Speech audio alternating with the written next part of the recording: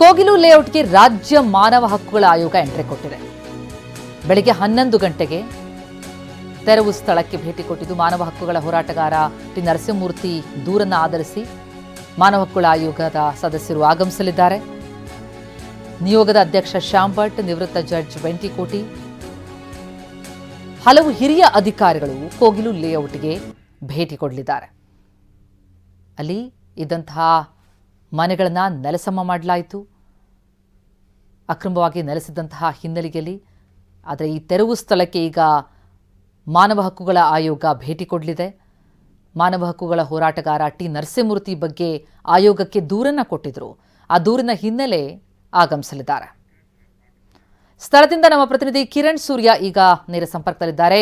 ಕಿರಣ್, ಈಗ ಕೋಗಿಲು ಲೇಔಟ್ನ ಪರಿಸ್ಥಿತಿ ಏನು? ಜೊತೆಗೆ ಇವತ್ತು ಮಾನವ ಹಕ್ಕುಗಳ ಆಯೋಗದ ಸದಸ್ಯರುಗಳು ಕೂಡ ಆಗಮಿಸ್ತಾ ಇರುವಂತಹ ಹಿನ್ನೆಲೆಯಲ್ಲಿ ಅವರಿಗೆ ಇನ್ನಷ್ಟು ಬಲ ಬರ್ತಾ ಇದೆಯಾ ಅಂತ?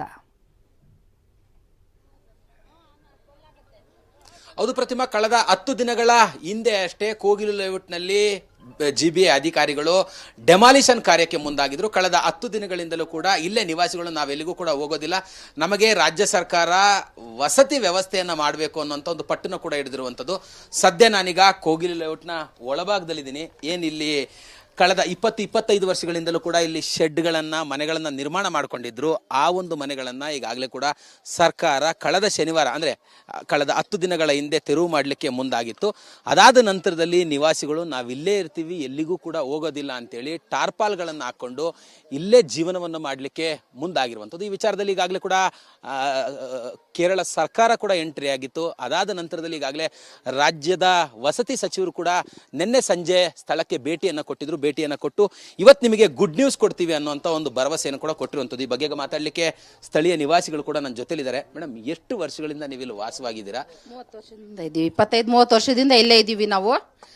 ಮೊನ್ನೆ ಇವಾಗ ಒಂದು 10 ದಿವಸ ಆಯಿತು ಇವತ್ತಿಗೆ ಇಲ್ಲಿ ಮನೆಗಳೆಲ್ಲ ಡೆಮಾಲಿಷನ್ ಮಾಡಿ.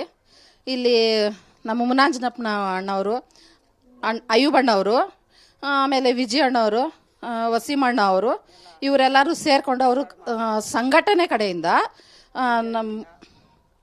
ಅವರ ಸಂಘಟನೆ ಕಡೆಯಿಂದ ಮತ್ತು ನಮ್ಮ ಇಲ್ಲಿ NGO ಅವರು ಇವರೆಲ್ಲರೂ ಹೋರಾಟ ಮಾಡಿ ನಿನ್ನೆ 30ನೇ ದಿನಕ್ಕೆ ನಮ್ಮ ಜಮೀರ್ ಸಾಹೇಬರವರು ಬಂದುಬಿಟ್ಟು ನೆನ್ನೆ ಭರವಸೆ ಕೊಟ್ಬಿಟ್ಟು ಹೋಗಿದ್ದಾರೆ.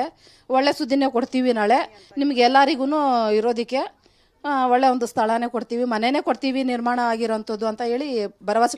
10 ದಿನಗಳಿಂದ ಊಟ ತಿಂಡಿ ನೀರಿಗೆ ಏನು ವ್ಯವಸ್ಥೆ ಮಾಡ್ಕೊಂಡಿದ್ದೀರಾ? ಸರ್ಕಾರ ಏನಾದ್ರು ವ್ಯವಸ್ಥೆ ಮಾಡಿದೆಯಾ? ಇಲ್ಲ, ಸರ್ಕಾರದವರು ಯಾರು ವ್ಯವಸ್ಥೆ ಮಾಡಿರಲಿಲ್ಲ. ಅಲ್ಲಿ ಗಂಜಿ ಕೇಂದ್ರ ತೆಗ್ದಿದ್ದೀವಿ ಅಂತ ಹೇಳಿ ನಮ್ಮ ಇವರು MLA ಸಾಹೇಬ್ರನ್ನ ಹೇಳಿದ್ರಂತೆ. ಜನ ಹೋಗೋದಕ್ಕೆ ಇಲ್ಲಿ ಯಾರು ಒಪ್ಪಲಿಲ್ಲ, ಗಂಜಿ ಕೇಂದ್ರಗಳಿಗೆ ಹೋಗೋದಕ್ಕೆ ಇಷ್ಟಪಡಲಿಲ್ಲ ಯಾರೂ.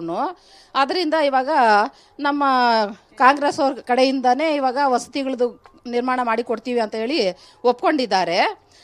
ಇವಾಗ ಇವ್ರಿಗೆಲ್ಲರಿಗೂ ಒಂದು ಆಶ್ವಾಸನೆ ಕೊಟ್ಬಿಟ್ರು. ನೆನ್ನೆ ಜಮೀರ್ ಸಾಹೇಬ್ರವ್ರು ಬಂದಿದ್ರು, ಹೇಳ್ಬಿಟ್ಟು ಹೋಗಿದ್ದಾರೆ.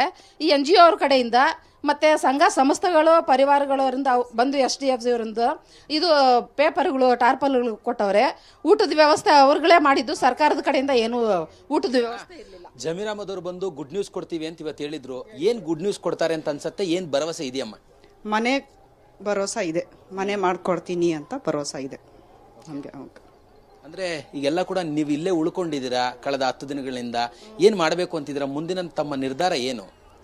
ಮುಂದಿನ ನಿರ್ಧಾರ ಅಂದ್ರೆ ನಮ್ಮ ಜಾಗ ಬೇಕು, ಇದೇ ಜಾಗ ಬೇಕು, ಇಲ್ಲಾಂದರೆ ಮನೆ ಬೇಕು ನಮಗೆ. ಎಷ್ಟು ಇದೆಲ್ಲ ಹೋಗಿದೆ ನಮಗೆಲ್ಲ ಅದು ಬೇಕು. ಈಗ 10 ದಿನಗಳಿಂದ ಏನು ವ್ಯವಸ್ಥೆ ಮಾಡ್ಕೊಳ್ತಿದ್ದೀರಾ? ಏನಾದರೂ ಇಲ್ಲಿ ವ್ಯವಸ್ಥೆಗಳು ಆಗ್ತಾ ಇದೆಯಾ ನಿಮಗೆ? ಆಗ್ತಾ ಇದೆ, ಬೇರೆ ಕಡೆಯಿಂದ ಆಗ್ತಾ ಇದೆ, ಸರ್ಕಾರದಿಂದ ಏನಿಲ್ಲ, ಬೇರೆ ಕಡೆಯಿಂದ ಆಗ್ತಾ ಇದೆ ನಮಗೆ. ಎಷ್ಟು ವರ್ಷದಿಂದ ನೀವು ವಾಸವಾಗಿದ್ದೀರಾ ಇಲ್ಲಿ? ಏನು ಕತೆ ಅಂತ? 30 ವರ್ಷದಿಂದ. ಕಳೆದ ಒಂದು ಕೆಲವೊಂದಷ್ಟು ತಿಂಗಳುಗಳ ಹಿಂದೆ ನೋಟಿಸ್ ಕೊಟ್ಟಿದ್ರು ನಿಮಗೆ, ಇಲ್ಲಿ ಮನೆ ಖಾಲಿ ಮಾಡಬೇಕು ಅನ್ನೋಂಥದ್ದು. ಏನು ಕೊಟ್ಟಿಲ್ಲ, ಏನು ಹೇಳಿಲ್ಲ ನಮಗೆ. ಏನು ಹೇಳಿಲ್ಲ, ಏನು ಇದು ಮಾಡಿಲ್ಲ. ಬಂದು ಸಡನ್ನಾಗೆ ಒಂದು ವಾರ ಒಳಗಡೆಯಿಂದ ಸಿಲಿಂಡರ್ ಆಚೆ ಇಕ್ಕಿ ಅಂತ ಹೇಳಿದ್ರು. ಮಕ್ಕಳು ಆಚೆ ಕಡ್ಕೊಳ್ಳಿ, ಸಿಲಿಂಡರ್ ಆಚೆ ಇಕ್ಕಿ ಅಷ್ಟೇ ಹೇಳಿದ್ದು.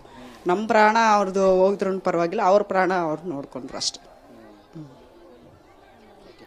ಏನ್ ಹೇಳ್ತೀರಾ? ಈಗ ಏನ್ ವ್ಯವಸ್ಥೆ ಮಾಡ್ಕೊಂಡಿದ್ದೀರಾ? ಈಗ ಇಲ್ಲೇ ಇರಬೇಕು ಅಂತಿದ್ದೀರಾ, ಇಲ್ಲ ಎಲ್ಲರೂ ಹೋಗ್ಬೇಕು ಅಂತಿದ್ದೀರಾ? ಇಲ್ಲ ಸರ್, ನಾವು ಇಲ್ಲೇ ಇರ್ಬೇಕು ಅನ್ಕೊಂಡಿದ್ದೀರಿ ಸರ್. ನಾವು ಇಲ್ಲೇ ಇರ್ಬೇಕು ಅನ್ಕೊಂಡಿದ್ದೀರಿ. ಯಾಕಂದ್ರೆ ಬೇರೆ ಕಡೆ ಕೊಡ್ತೀರಿ ಅಂತೆಲ್ಲ ನಮ್ಗೆ ಪ್ರೂಫ್ ಎಲ್ಲ ಇಲ್ಲೇ ಐತೆ, ಹೋಗಕ್ಕೂ ಆಗ್ತಾ ಇಲ್ಲ. ಎಲ್ಲಾರು ಇಲ್ಲೇ ಅಭ್ಯಾಸ ಆಗ್ಬಿಟ್ಟೈತೆ ಎಲ್ಲಾರು ಅಂದೆ, ಅಷ್ಟೇ ಮಾತು. ಅಂದ್ರೆ ಪ್ರತಿಮಾ, ಇವಿಷ್ಟು ಕೂಡ ಇಲ್ಲಿನ ನಿವಾಸಿಗಳು ಹೇಳ್ತಿರುವಂತದ್ದು. ಅಂದ್ರೆ ಸರ್ಕಾರದ ಸಚಿವರು ಕೂಡ ನಮಗೆ ಗುಡ್ ನ್ಯೂಸ್ ಕೊಡ್ತೀವಿ ಅಂತ ಹೇಳಿದ್ರೆ ನಾವು ಕಾಯ್ತಾ ಇದ್ದೀವಿ, ಏನಾದ್ರು ನಮಗೆ ವ್ಯವಸ್ಥೆಯನ್ನ ಮಾಡ್ತಾರೆ ಅನ್ನುವಂತ ಒಂದು ಭರವಸೆಯೊಂದಿಗೆ ಇಲ್ಲಿನ ನಿವಾಸಿಗಳು ಕಾಯ್ತಾ ಇರುವಂತದ್ದು. Thank you so much Kiran ತಮ್ಮ ಮಾಹಿತಿಗೆ.